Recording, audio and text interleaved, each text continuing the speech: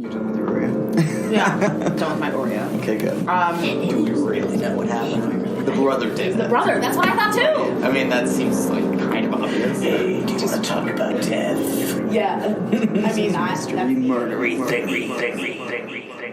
Let's go. Well, now I'm like, Let's do it. now I'm like really Yeah, excited. yeah, Like, okay. what if we get the call? I know. I'm waiting on a big call.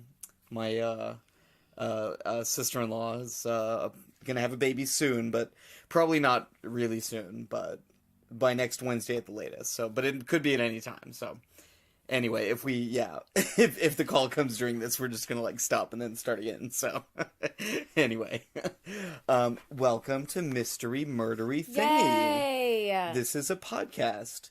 You might be listening to us on iTunes or Spotify, Stitcher, perhaps. iHeartRadio, Overcast.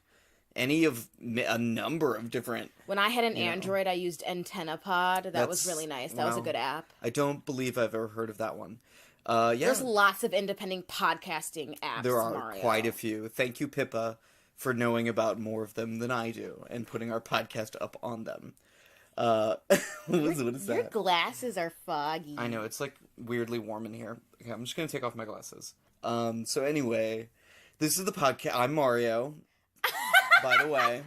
I'm Chloe. And this is the podcast where we talk about mysteries. And murderies. And thingies. And thingies. Yay! I'm gonna go first.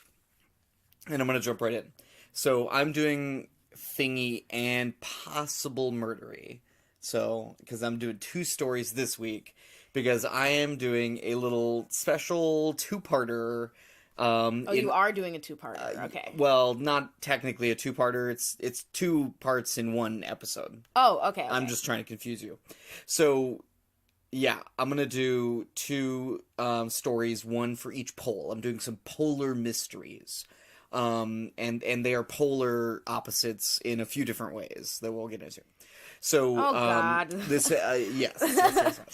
So this is in honor of, the end of our winter, right, up here in the northern part of the world, and of course the start of the southern winter, down with our friends in the Australia and other parts. Sucks. Their winter is just about to begin. Their winter is what? 50 degrees? Well, it depends on where you are, I guess. But where I'm going to be talking about it's cold, because I'm talking about the poles. So we're going to start in the north, though, with the ancient Siberia. And it was a little less cold at the time. So we're talking between the 8th and 13th century CE. Oh. Yeah, don't fall asleep now that I'm giving you sorry. a kid. You already told me not to put you to sleep, so don't start yawning now. I'm sorry. Keep going. That's okay. So this is the between the 8th and 13th centuries. Okay, so this is a long time ago. Common era, so a long time ago. There were a group of people who we don't know very much about who lived and died and were apparently naturally mummified in this, like, really, now barren, frozen landscape up in northern Russia.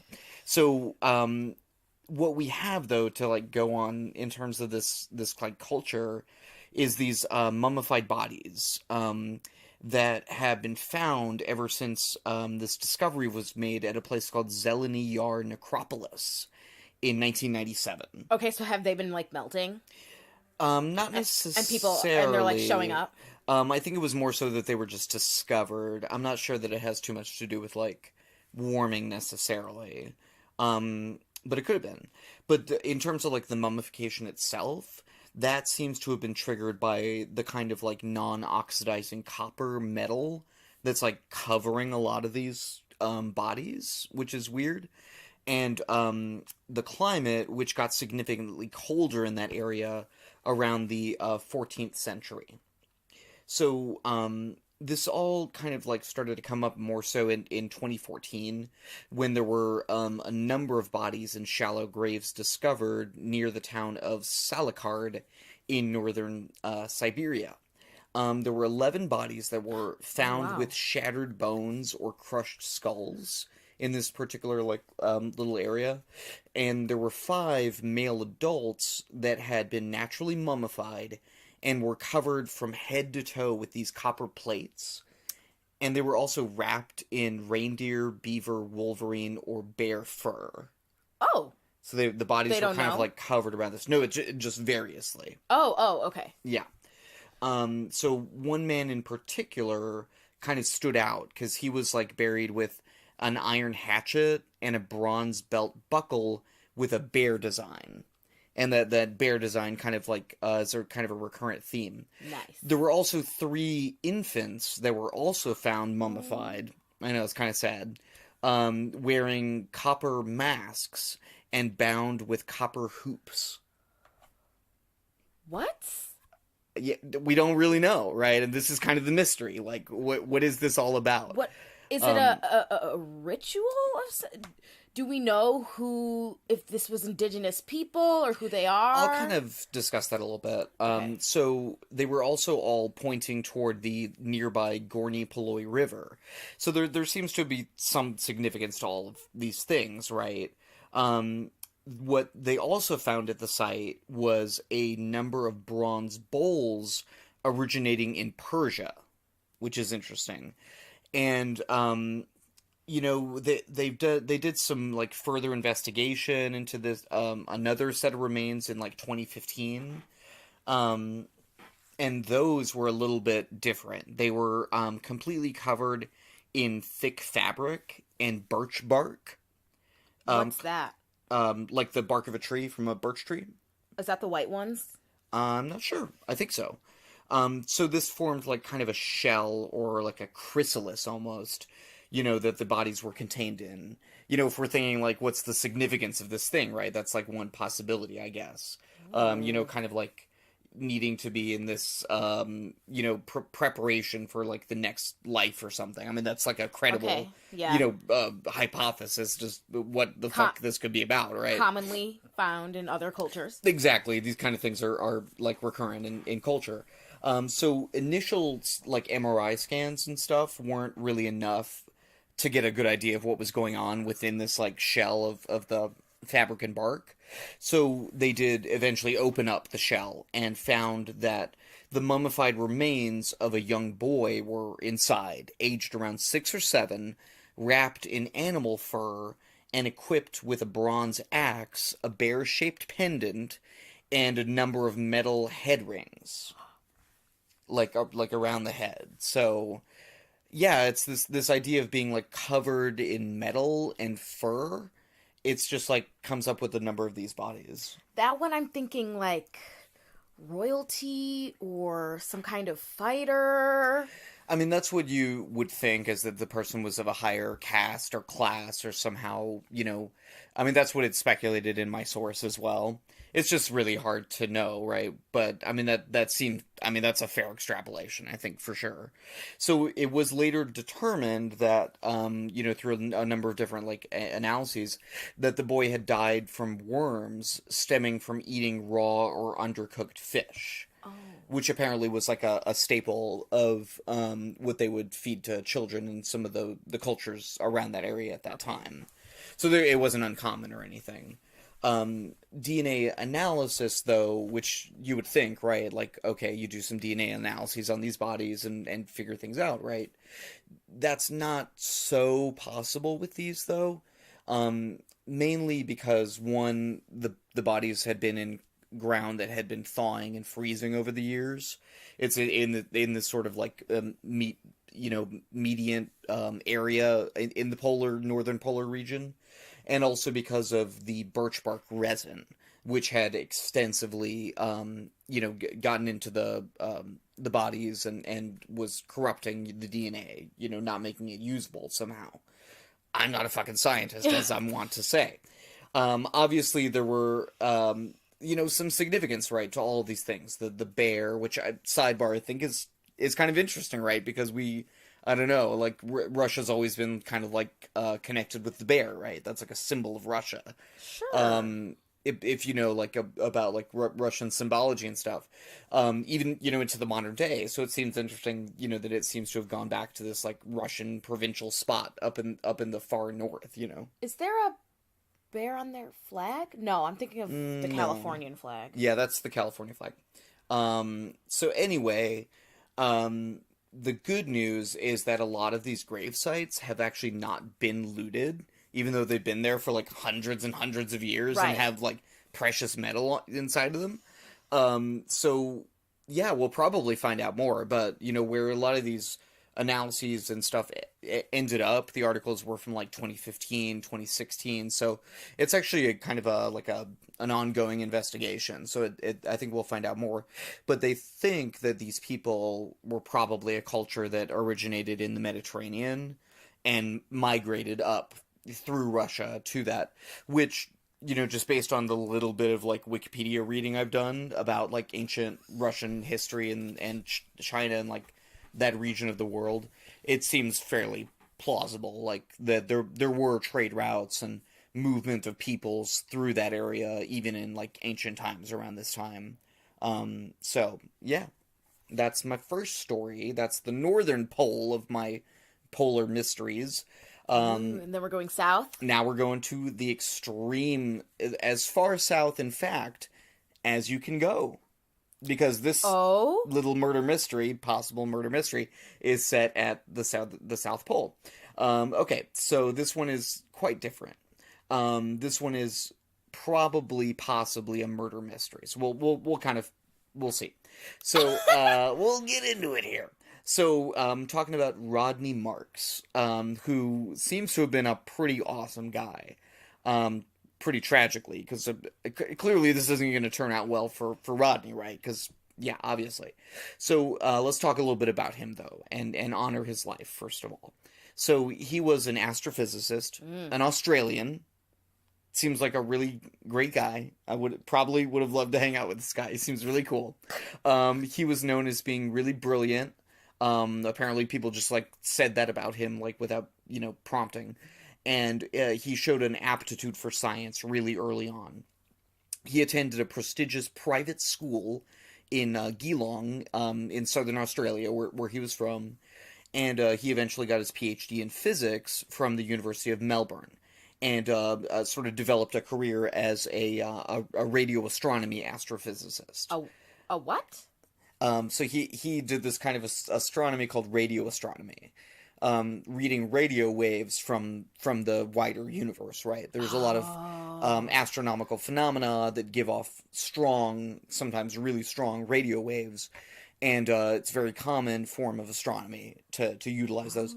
And it specifically works well in the South Pole, because it's very cold there and very isolated. I didn't even know that. Yeah. So it's really interesting. I mean, I'm really into that kind of stuff, so I just happen to be into it. This is part of why I would have loved to hang out with this guy. Nerd. We would have had many nerd alerts going off. So he was pretty cool, though, as well, actually. He was a surfer. He played the guitar in a band called the Changelings. And he even had a band there at the South Pole Station. Oh, nice. Called Fanny Pack and the Big Nancy Boys. Love it. Great name. Great fucking band name. And Rodney was apparently just everybody's friend, right? So apparently there's these kind of, like, cliques, at least at the time, at this time, this is around 2000. Okay. At the South Pole Station, where there's, like, the scientists, and then the mechanics, and then, like, the support people. And it's kind of like you hang out with your crew, you don't hang out with the other people. That wasn't the case for Rodney. He hung out with everybody. I love that.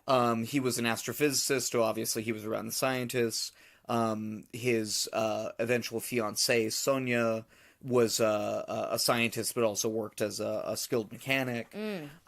He would drink and play poker with like the support people. He was friends with everyone. And he would even give a informal astronomy class for his fellow Polies, which is what residents of the South Pole Station are apparently known. I didn't know that. So I'm going to call them Polies. So anyway, Rodney was no stranger to the southernmost point on the Earth, at the point, that we're going to kind of eventually get to, right? Eventually, he would spend 2 weeks at the South Pole in 1994, spend the overwinter time in 1997, which by the way, the overwinter time when they're at the South Pole Station is February to October. Oh, fuck that. That's the winter. Fuck that. That's when you can't leave or go there. Yeah. So that, just so you understand what we're talking about here. No, thank you. So by the year 2000, It's a Conan O'Brien reference. If you're old like me, you'll get it. So by the year 2000, Rodney had been hired on to spend another winter at the Amundsen Scott Research Station, which is what the South Pole Station is known as, along with his new fiancée, Sonia Wolter, who, by the way, played bass in the what was it called again? The fanny packs? The fanny pack and the Big Nancy Boys. Nice. She was one of the Big Nancy Boys. Presumably Rodney was fanny pack, I suppose. Right. So anyway, they fell in love just before the summer season ended. And she quickly signed up to stay another winter to be there with Rodney.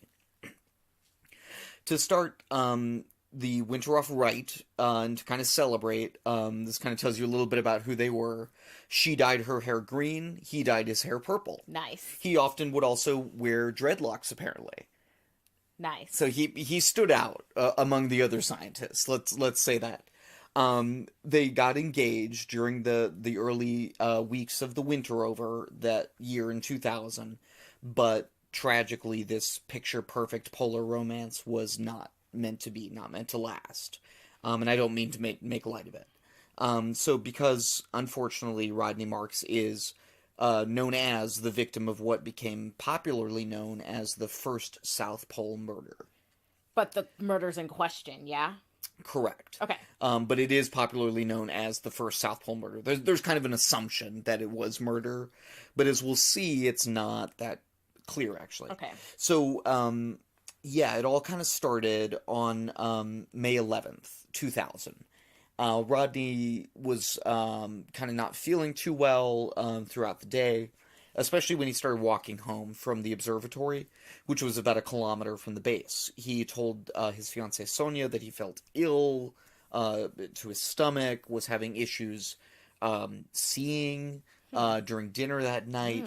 So he went to bed early at about 9:30, which was uncommon for Rodney. Apparently he was kind of the life of the party guy too, as you can imagine. So over the next day and a half, Rodney's condition got progressively worse. He visited the doctor, Dr. Robert Thompson, the only doctor there apparently on the base, 3 times over the next 20 hours or so. Rodney was really freaked out, not only because he didn't know why he was sick and was getting sicker, but also because he was in the most remote place on Earth. They're 1,000 miles from McMurdo Station, which itself is 2,000 miles away from New Zealand, Christchurch, which is the nearest civilization. So, yeah, this is as far away as you can get from anywhere, other than maybe in the middle of the Atlantic Ocean. So, obviously he's not feeling, too well about that either. And he also may have been haunted by some previous sort of disastrous incidents at the South Pole Station. Famously, a doctor was forced to give himself an appendectomy during a winter over in 1961. Yeah, and Dr. Jerry Nielsen in 1999, so just before this, also diagnosed and treated her own breast cancer with supplies that had been parachuted in. Wow. Yeah. So those are some badass doctors. I know, right? Like, those are the kind of people that agree to spend 8 months in fucking the South Pole. So Rodney had, of course, the added stress, though, unlike those two, of not knowing why he was sick or what the hell was going on. So he awoke at about 5:30 a.m. the next day, on the 12th, vomiting blood. Oh. Things were getting really serious. He reported a radiating burning sensation emanating from his stomach throughout his body. His symptoms continued to pile up, more and more of them, and Dr. Thompson could not explain what was happening. He wanted to consult with other doctors through a satellite link, but there was a lengthy delay as they waited for satellites to align and the Earth to spin, because, of course, when you're at the South Pole, you don't have good access to satellites, because, for reasons of geometry, and I'm not sure, because I'm not a fucking scientist. So while they waited for, Dr. Thompson to be able to consult with the other doctors, Rodney was given a sedative and went, well, to his bed to try to sleep. He could not sleep, as you can imagine. He continued to vomit blood, and in a panic, rushed back with Sonia for the third time to the only doctor to which he could go. But that was all to no avail, unfortunately. Soon after arriving back at Dr. Thompson's, Rodney's heart stopped, and the volunteer EMTs on the base were alerted and called, but they could not revive him. Rodney was dead at 32, my age, on May 12th, with the cause of death a complete mystery. One of the first responders on the scene, and his friend, Darren Schneider, wrote the following after Rodney's passing. Quote, "We did everything we could, but Rodney did not come back. He had friends around him at the end. We have no idea what happened." Close quote. So Rodney's remains, of course, were to be flown to New Zealand to do an autopsy and everything, right? They could not do it there. However, they first had to wait till you could actually fly out of Antarctica, because it is so cold that if a plane were to touch down there, its fuel would freeze and it would not be able to move again. Oh, nice. Cool. So it physically, literally cannot be done. They had to wait about 5 months for that window to open. So Rodney's body, rather, was placed in a makeshift casket created by his friends, and after a brief ceremony at the South Pole, was stored 5 feet under the ice until summer. Almost half a year later, Rodney's body was finally flown to Christchurch, New Zealand, for the first autopsy. That postmortem concluded that Rodney died from methanol poisoning. I was going to say, what poison was it? Yeah, so you're very, very perceptive impression of you. Yes, it was determined that he was poisoned by methanol, which is similar to, of course, ethanol and alcohol, right? But it is way fucking worse for you, and it will kill you, even a little bit of it. So the coroner's inquest was formed jointly between the U.S. and Australia, but held in New Zealand, investigating an event that happened over 3,000 miles away more than 6 months before. So, good start, right? You can see where this is going. So the first mystery they had to solve was who the hell has jurisdiction in this case. New Zealand claims sovereignty over this whole area, including the proportion of the Antarctica where the events occurred. American authorities do not recognize that claim. There is an informal understanding that U.S. Marshals can sort out sort of anything that having to do with, like, just Americans. Was he American? No, he was Australian. Why are the Americans here? Well, the Americans are the ones who run the base, and they were the ones who were employing him. Okay. I was like, did we just burst our ass in there like we always do? No. This what makes it complicated. You know, there's like multiple jurisdictions involved. So in the end, though, they did kind of figure that out and concluded that an initial investigation was going to be undertaken by a detective, Senior Sergeant Grant Warmald, of the New Zealand Police, the country's national police force. He was overseen by Richard McElrea, the Christchurch coroner, because ultimately the authority went back to New Zealand law stating that any body found on their territory should be investigated by the local coroner being 3,000 miles away in Christchurch, New Zealand. So that's how that kind of fell down. So after a number of hearings and statements and investigation through 2006, the only conclusion that DSS Warmald could come to is this, quote, "In my view, it is most likely Marks ingested the methanol unknowingly," close quote. Oh. Yeah, not too enlightening. What does... Keep going. Yeah, so whether anyone else knew, of course, that Rodney was ingesting a fatal dose of methanol, one is left to wonder after that statement, because, like I said, it really doesn't tell you much. So the methanol would probably, and I do highlight probably, have come from a store used by Marks, by Rodney, to clean the telescope. So that this is stuff that would have been around in some quantity, actually. Suicide, though, or accidental poisoning were mainly ruled out. Accidental poisoning just because these things were handled pretty carefully, and Rodney was known to be a very careful person about things like that. Rodney did suffer with Tourette's syndrome. However, it was not severe, and he was managing it pretty well. I'm just talking about like the sort of suicide angle of things, right? Because unfortunately, in these situations, you kind of have to think about it, which is unfortunate. Rodney was also like in this budding romance.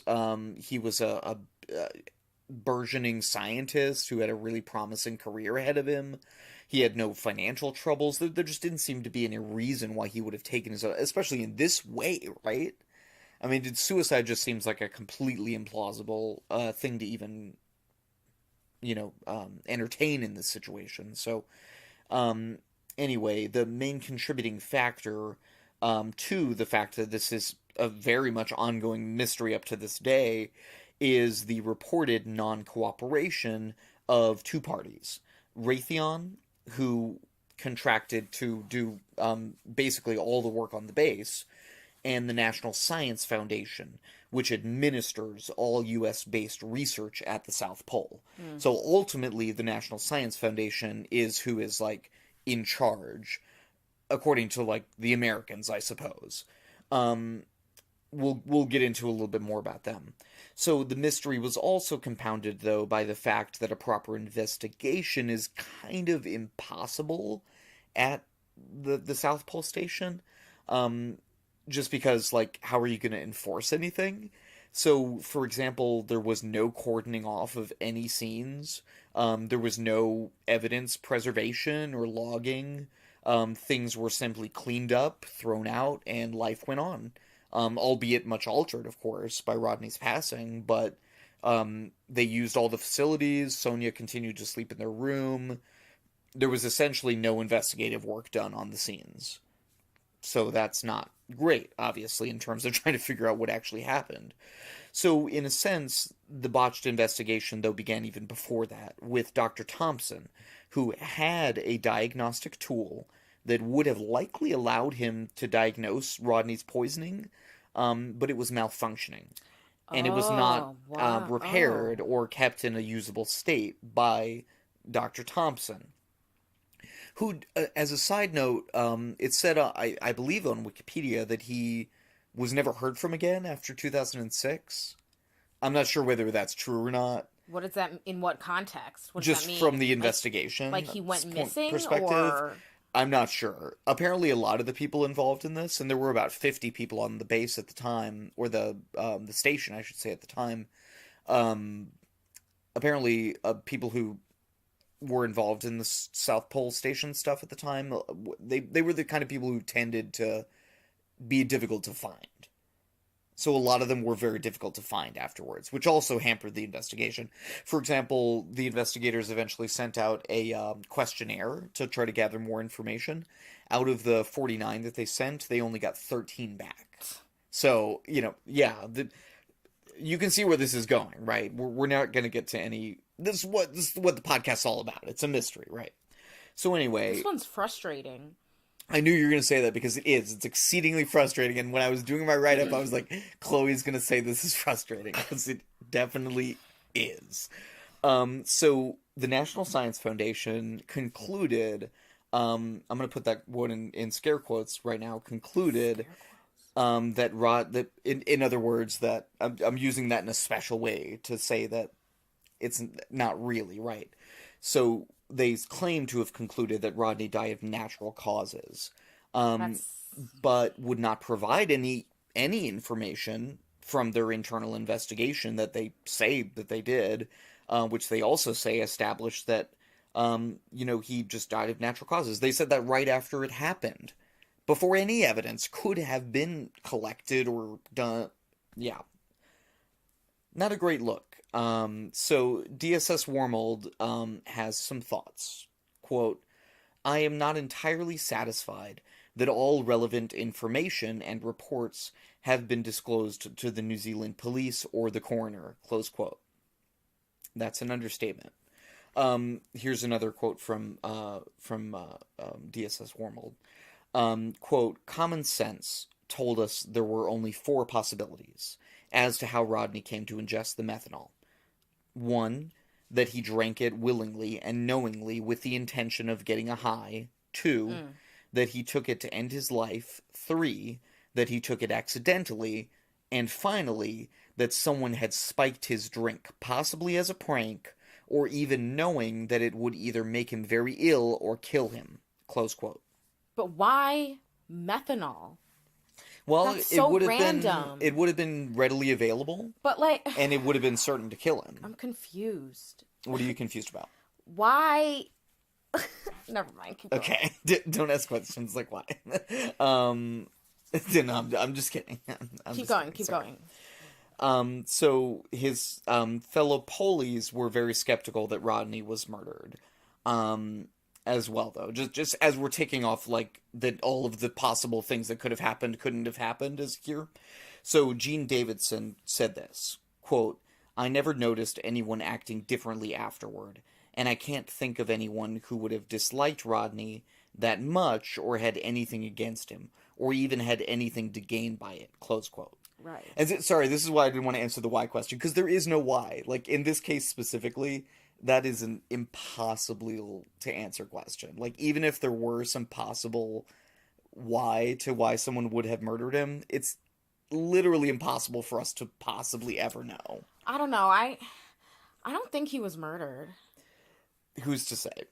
So, meanwhile, while all of this is going on, the U.S. Justice Department was also apparently trying to get some kind of information, from Raytheon, from the NSF.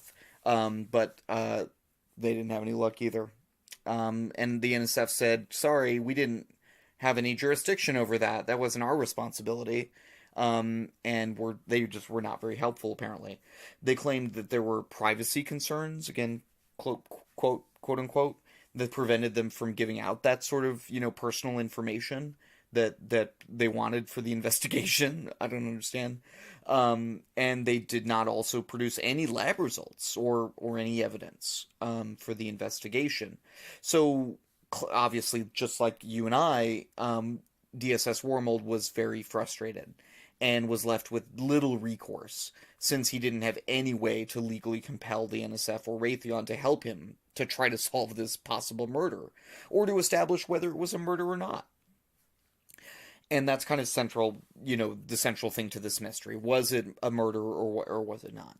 So DSS Wormhole, here again, quote, had there been evidence of a criminal act, things would have been very different.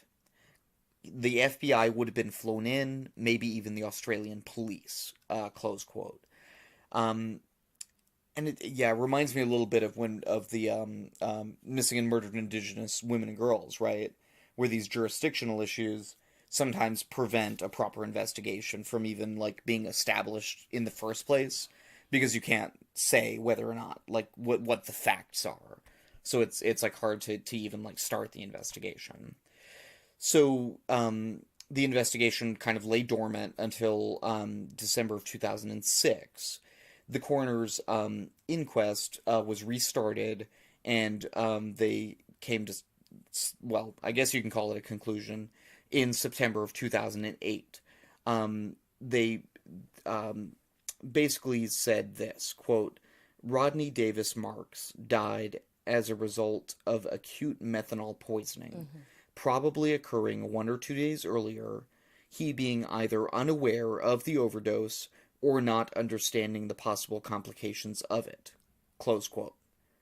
So again, using a lot of words to not say much.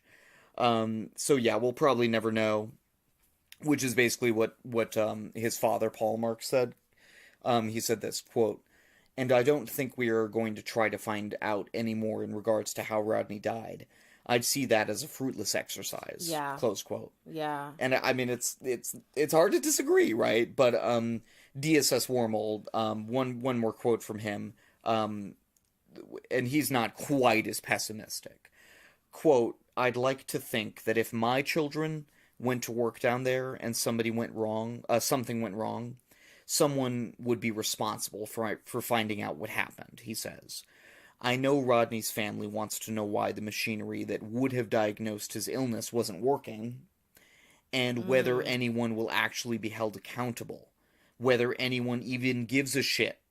Someone should be required to give a damn." Close quote. I actually really love that quote. Someone should be required to give a damn. I mean, right? Yes, but I don't think there's much to go on to give a damn. There isn't, but, I mean, we've seen cold cases that have languished for decades, and someone keeps digging away at it, right? I think the only thing here, if there is anything, is that the diagnostic tool wasn't working. Yeah, there could be some possible, I guess, legal implication. I'm not sure. So I wanted to talk about one more possible theory, but only possible. So this theory was floated by an anonymous Poley who kind of came forward to present this theory or hypothesis, whatever you want to say. So he presumably thinks that it could have been tainted liquor from not there, tainted liquor from somewhere else. That Rodney presumably would have bought and brought onto to the station. So to bolster this case, there is the apparent fact that several Poleys, including Schneider and this anonymous Poley, claim to have seen an exotic bottle of liquor with Portuguese writing and a shrimp on it with Rodney when he got back from a jaunt over to New Zealand just before the winter over began in 2000, before he passed. So this bottle was thrown away just like all the other possible evidence, right? Yeah, so yeah. we could never possibly know. But it's hypothesized that it could have been, and apparently this is a thing, alcohol that had been improperly handled or whatever, or maybe even like intentionally spiked with methanol. Apparently there are about 300 of these deaths per year. Oh. Mainly tourists who buy, unlicensed liquor in some tourist spot, and it has methanol, and it's of such a dosage that it kills them, unfortunately. And this may have actually been what happened. I feel like that's the most plausible. It's weird, that there's no evidence for it, obviously, right? Right, it's right. Purely speculation. That's why it's weirdly plausible. But it's weirdly plausible. In fact, look what I wrote in my weirdly plausible theory. I literally wrote those words in my write-up because great minds think alike. So yeah. Just as a little thing to end on.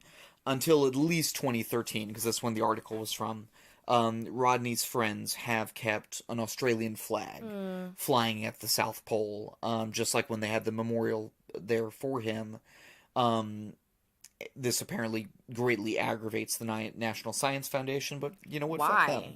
Because they don't help in the investigations, and because they don't want people to remember this bad PR event. Oh, that's bullshit. It's extremely bullshit. So anyway, and again, it's all about, honoring his life, and if he seemed like just a great person, it's so tragic that he died so young. But also just a extremely frustrating and intriguing mystery. Okay, so my sources: David Tormson at Listverse, Jessica Saraceni at archaeology.org. An ancientpages.com page, Anna Lazowska at Siberian Times, the Rodney Marks Wikipedia page, and Will Cockrell in Men's Journal. That was a good one. Yeah. Thank you. Yeah. Okay, so mine's gonna be really short. Cool. Does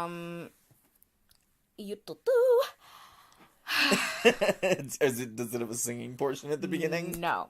I'm talking... You know what I've noticed? We don't sing as much. Is that a good thing? I don't know. Sorry, go on, please. I'm doing a medical mystery. You kind of inspired me to do a medical mystery. I'm doing foreign accent syndrome. So I'm kind of cheating. I'm cheating because... Why? I don't know. I don't think this is a mystery. After I did all my research and I did all the write-up, I was like, I feel like we know. And it's just a rare disease. And it's a thing. Okay, well, tell me about it. All right. So we'll see how much of a mystery it really is. I just don't have faith in it. Okay. Being a mystery. Okay. So I'm cheating. So Okay. foreign accent syndrome, or FAS, is thought to be a neurological condition. So starts in the brain, where patients all of a sudden start speaking with some kind of foreign accent. All right. It usually occurs after some sort of like head injury or after migraine, stroke, sometimes. And like I said, it's a rare condition. There have only been 62 reported cases between 1941 and 2009. Wow. Yeah. Wait, how many again? 62. Oh, wow. So it's very, very, very Very rare. Yeah, that averages out to what, like one a year? About. Or less than one a year. So the term foreign accent syndrome was coined in 1982 by the neurolinguist Harry Whitaker. Neurolinguist. That's a made-up word. You're a neurolinguist. You're a neurolinguist. So, okay, there are two different kinds of foreign accent syndrome that have been established. Neurogenic and psychogenic. So, neurogenic is much more common, and it usually shows up after brain damage, so from like a stroke or some kind of injury. Psychogenic is where they look at the patient and there's no identifiable brain damage, but the person has some kind of psychiatric disorder like schizophrenia or bipolar disorder or conversion disorder along with this sudden accent. Comorbidity. What? Comorbidity. Yes. With this, the neurogenic is the one that's more common. But with the psychogenic one, it's one that like occurs during psychotic episodes, and sometimes it stays and sometimes it doesn't. So patients sometimes have trouble putting sentences together, like I do all the time, or put stress on the wrong words and syllables. So it's like weird. They talk weird. So vowels. Okay, with these studies, they find that vowels tend to be the hardest and the one that people struggle the most with.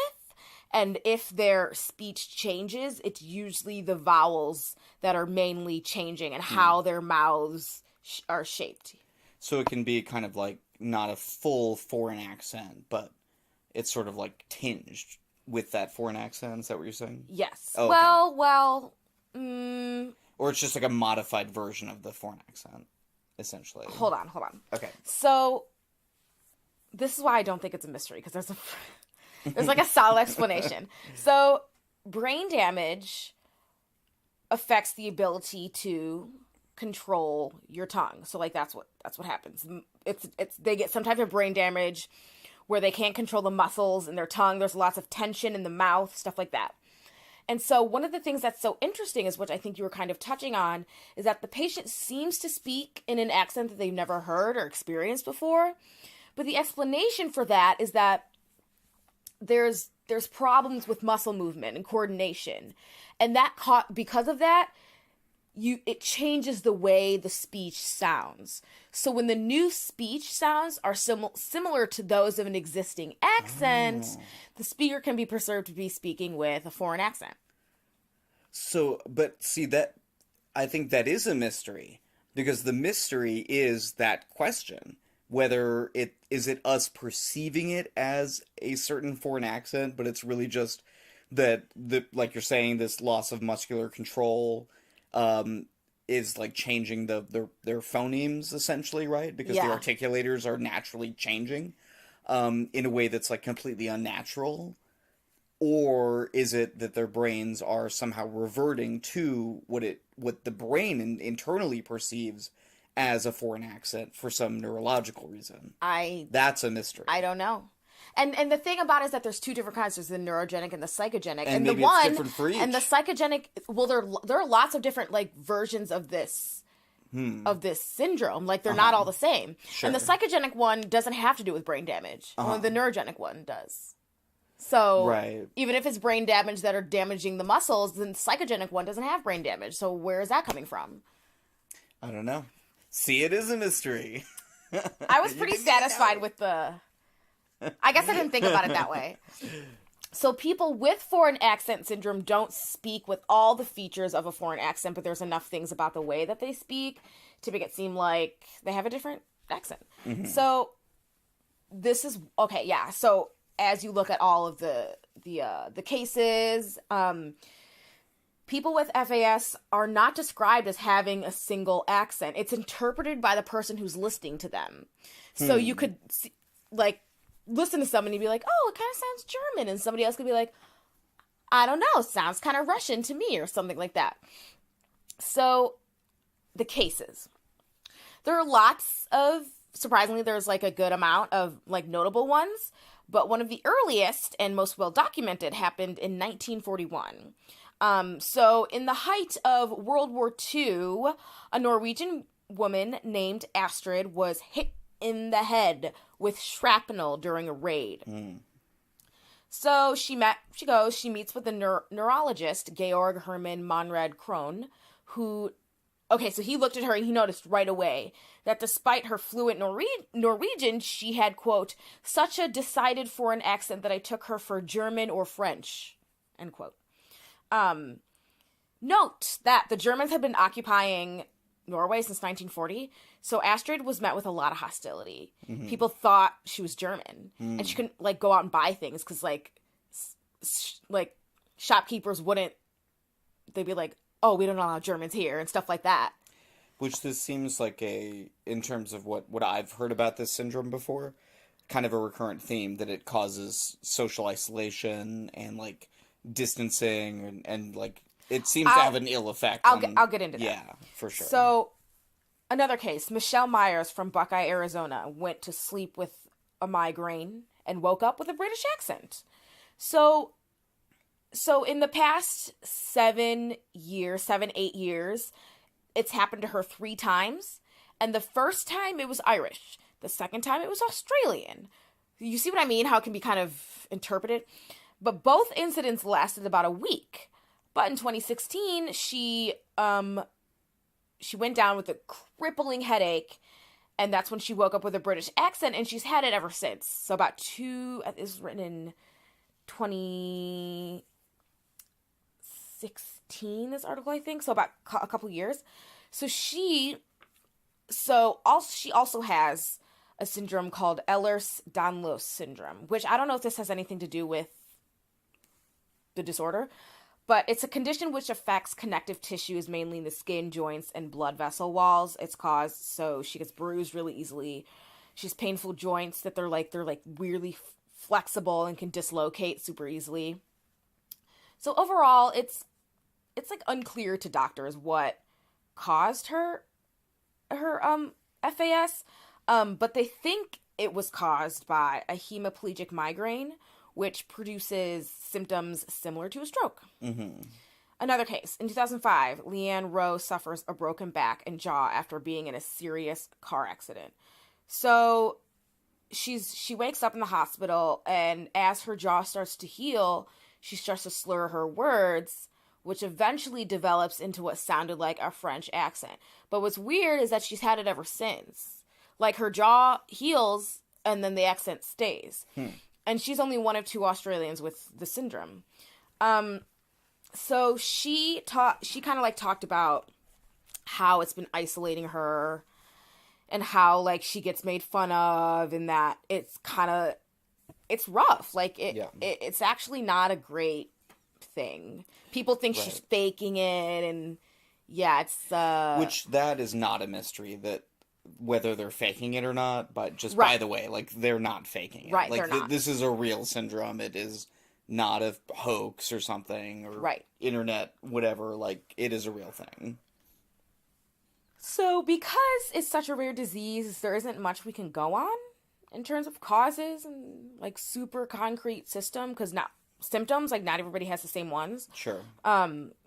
I guess the thing that really stays is that they have some kind of foreign accent, but all the circumstances are different. Either they're, schizophrenic, bipolar, or they had some kind of brain damage, stroke. some kind of injury. It's very weird. And no one knows for sure what the underlying cause is. Only that it might have to do with how the brain processes speech patterns. Right. That's it. Nice. I think it's intriguing. It's weird, right? Yeah. My sources were Wikipedia, an article from The Conversation by Lindsay Nichols, Australia ABC News article by Lucy Shannon, an Arizona ABC News article by Jason Volantine, and an article from The Atlantic by Julie Beck. Is it time for the best part of the fucking podcast? Weird shit in the news. Weird shit in the news. Ow, that hurts my vocal cords. Okay, go. Okay, so mine's also from The Atlantic. Yay, The Atlantic. I love The Atlantic. By Ed Yong, and it is a science weird shit in the news. And the title of the article is Exploding Aphids Plaster Holes in Their Home with Bodily Fluids. And yes, it is exactly what it sounds What like. are aphids? Aphids are sort of similar to like ants or termites or Ew. bees. They have that sort of like segmented body, and they have that hive, way of living as well. And the hive mentality, right, breeds quite literally this kind of recurrent behaviors, right, that are self-sacrificing in these different for example, bees, when they sting, they die, right, because it's for the good of the colony. It's for the queen. I'll die for the queen. I'm sure that's how they're perceiving it, right? They are apparently smarter than you would think. But anyway, this article is about this thing that aphids do, apparently, where if their home is attacked, right, and there's this large hole left in it, it must be repaired, because otherwise more predators are going to get in. It's going to dry out, so that they have to patch this hole. And the way that they do this is that they squeeze out about 2/3 of the bodily fluids contained in their bodies through their backsides, just explosively. Ew! And while they're doing that, apparently they also kind of mix it around with their hind legs. So, all of this is in an... I hate this shit. It's weird. In an attempt to create a patch, almost literally a form of macroscopic scabbing. And what they found, what the scientists found after many years of working, is and this was specifically led, I believe, by at least part of it by Nancy Moran at the University of Texas at Austin, was that this mirrors exactly the process that the aphids themselves use for clotting within their own bodies. That the exact same enzymes and proteins but then they just are used to make microscopic clots. Those are the same substances that are pushed out by them to make macroscopic clots. That's gross. It's cool. And gross. And that's my weird shit in the news. Mine is so different. Good. Mine is like this is a nice little don't do drugs, kids type of story. This is NBC, New York. NYC stranger linked to headless chicken mystery in wealthy Connecticut neighborhood. Okay. So there's this dude, and someone was literally dumping headless chickens and pigeons outside a home in some like super wealthy Connecticut neighborhood. They were like, what the fuck is going on here? They said that it happened like randomly for the past year. So they're finally like, what the fuck? Like, they don't know who's doing it, and they finally caught him. So he's 48 and he's from New York City. He was arrested, and they went through, and I guess there's no known connection between him and the homeowner. Weird.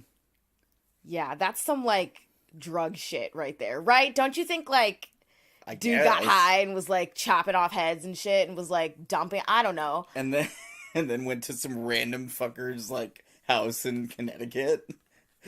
I mean, weird. I don't know. It's very weird. I mean... But it's also, like, it's not like he killed a person. He killed a chicken. And pigeons. But it does seem threatening. It definitely seems threatening. But it's very... I don't know. I feel like there's more to this. I want to know what's happening There's here. definitely more to it. What's with this guy? What's happening Is he okay? in his head? Right. Exactly. What's the motive for this? It's like one of those stories. You know, it's like that story, if you recall, where the woman who gets on to flights without a boarding pass or a ticket, and she's done this several times, which is kind of alarming in and of itself. She has no ill intents whatsoever. She simply has, you know, some difficulties, perhaps. And they just don't know. She doesn't fit into our society, but it's like that's illegal. So anyway, this guy seems like he may need some help as well. I hope he gets it. Anyway, thanks for listening, you guys, so much. Subscribe on iTunes. Leave us a rating. That really helps on iTunes. We've got 4 of them so far. Awesome. Leave a comment. Give us. Subscribe to us on Give us your headless chickens. Yeah, Patreon. Subscribe to us on Patreon. Please. Give us a $1. That'd be awesome. And then all the social medias too: Facebook, Instagram, Twitter. Mario Text 30. Our Twitter's a sad place. I like tweeting articles. And yeah, thanks.